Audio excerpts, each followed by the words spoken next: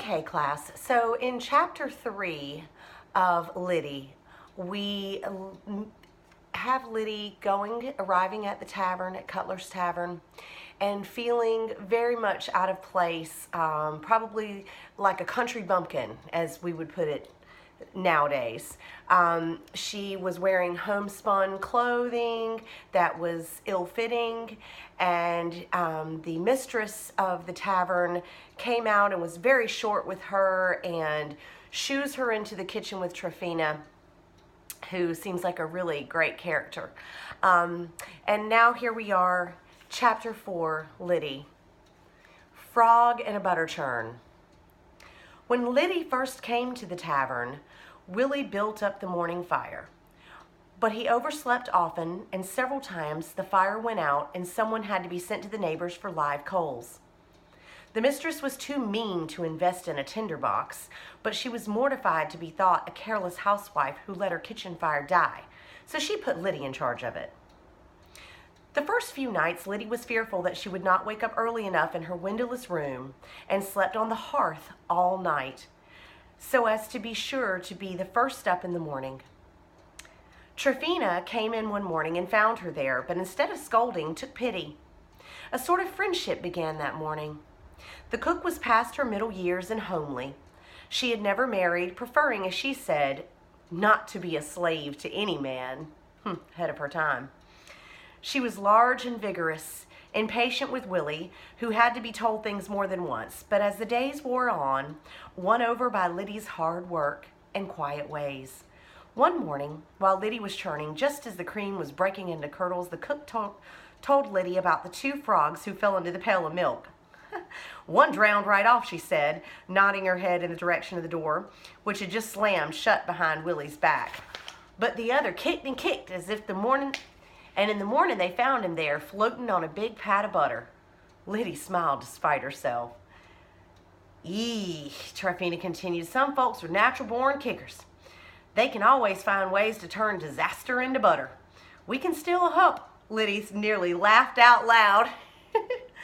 Tryphena cocked her head in question, but Lyddie only smiled and shook her head. She couldn't share Charlie's joke with someone else. Autumn came all too quickly. The days grew suddenly short, and never, though she dreamed and plotted as she scrubbed the iron kettles and churned the butter and bellowed up the fire, never a chance to take the calf money home. There was no word from Charlie, not that she truly expected a letter. They had neither money nor stationery and postage, nor the time or energy for composition. She tried to keep him in her mind, to picture, as she lay upon her own cot, how he was growing and what he was doing. She rarely thought of Rachel and Agnes or their mother. The 3 of them seemed to belong to another, sadder life. The possibility of their father's return slipped into a back corner of her mind. She wondered once if he were dead, and that was why she seldom thought of him now. There was no pain in the thought, only a kind of numb curiosity. She and Charlie had left their mother's notes and notes of their own to Papa on the table in the cabin, weighed down by the heavy iron candlestick, so in case he returned, he would know where they were. But the old vision of him coming up the narrow track had faded like worn-out garment. When she realized that the dream she'd clutched for 3 years had slipped from her grasp, she wondered if she should feel bad that she had lost it. Her own voice said crossly within her head, "He shouldn't have gone. He should never have left us." The flaming hills of early October died abruptly. At last, the dreary rains of late fall turned into the first sputterings of snow, until the world was beautiful once more, with the silver branches of the bare trees and the lush tones of the evergreens against the gleaming banks of snow, so white you had to squint your eyes against it on a sunny day. The master put the wagons and carriages in the shed and set Willie to cleaning the mud off wheels and undercarriages, and the sleds were brought out. The stagecoach came less often now, though there was plenty of work to be done in the short winter days. There was not many guests to feed or look after. The few who came seemed as closed and secretive as the freezing grayness of the weather, bent on some narrow business of their own. Slave catcher, Tryphena was heard to mutter after one dark, sleekly well-dressed gentleman departed. I don't like the smell of them. I don't blame her. If she had been home, she might have spent the dark afternoon spinning or sewing, but the mistress brought her woolens and calicoes at the village store. She did not even card or spin the wool from their own sheep. It was sent to Nashua or Lowell, where it could be done in a gigantic water-powered mill. All the wealth that had once been Vermont's seemed to be trickling south or west. In fact, the master was heard to say that come spring, the sheep would be sold because the western railroads were bringing such cheap wool to the Lowell factories that a New England sheep farmer could no longer compete. It was what her own father had said, but his flock had been much smaller than Cutler's, so their family had felt the pinch years sooner. One late morning, as she was peeling and cutting potatoes for the boiled noon meal, she felt a presence behind her shoulder. Then someone tweaked her right braid. She looked about annoyed, expecting to say a sharp word to the bothersome Willie. But she saw it was Charlie. She stood up, knife and potato still in hand. "Oh!" she said. "Oh, you surprised me." He was grinning. "I meant to," he said. "You look well." "You're taller," she said, but it was a lie. He looked smaller than she remembered. But he would have been pained to hear that. "How are you, Charlie?" It wasn't a pleasantry. She really needed to know. "Still hopping," he said with a grin. "Work is slow in winter, so they let me come to see how you were." Now that she was seeing him at last, she hardly knew what to say. "Have you heard anything from Mama and the baby?" she asked. He shook his head. His hair was longer, but neater somehow. A better barber than she had trimmed it, she realized with a pang. "You're busy," he said. "I didn't mean to hinder you, rather." It was a stupid conversation, but both the cook and Willie were in the kitchen, and the mistress would be in and out. How could they say anything that mattered?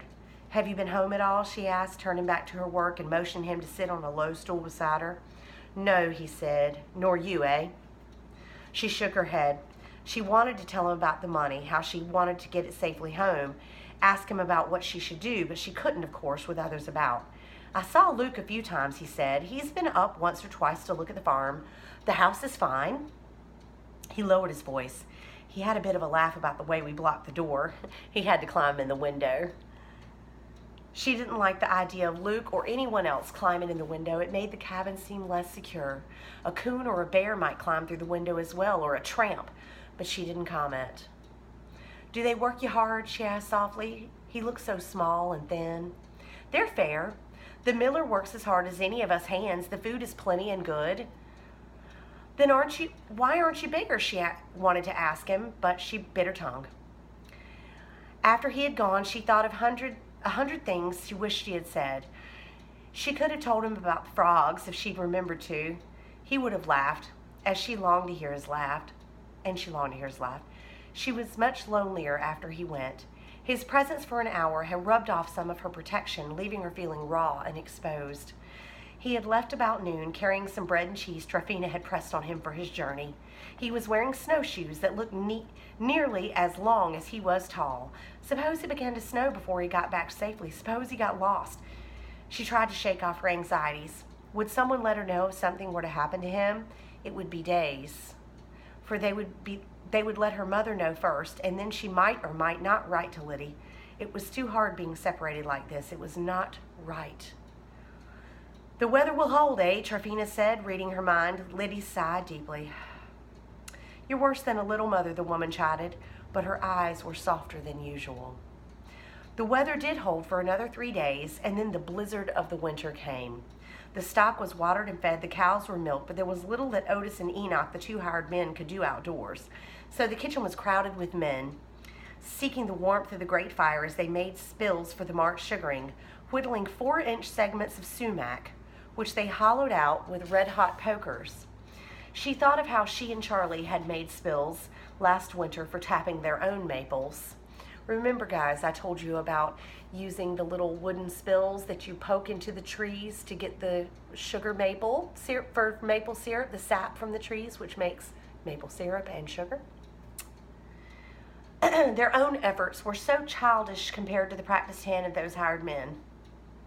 She could barely move in the kitchen, large as it was, without tripping over the gangly legs of a man or having one of them bar her path to the fireplace with a poker. Tryphena grumbled continuously under her breath and rejoiced audibly when they left to tend to the livestock.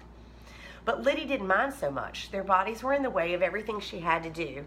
As they worked, they talked, and the talk was a welcome window into the world beyond the tavern. They caught another slave up near Ferrisburgh. The legislature can say all they want to about not giving up runaways, but as long as them rewards are high, somebody's gonna report them. Well, you gotta decide. Enoch spat in the fire.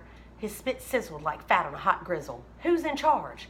Down in Washington, slavery is the law of the land. Man buy a horse, fair and legal. But sure as hell going after it if it bolts. You pay for something, it's yours. If the law says a man can own slaves, he's got a right to go after them if they bolt. Ain't no difference I can see. And if I happen to return somebody's property, seems to me I deserve a reward. Otis paused to pull his poker from the flames and thrust it smoking through the center of the sumac spill he held.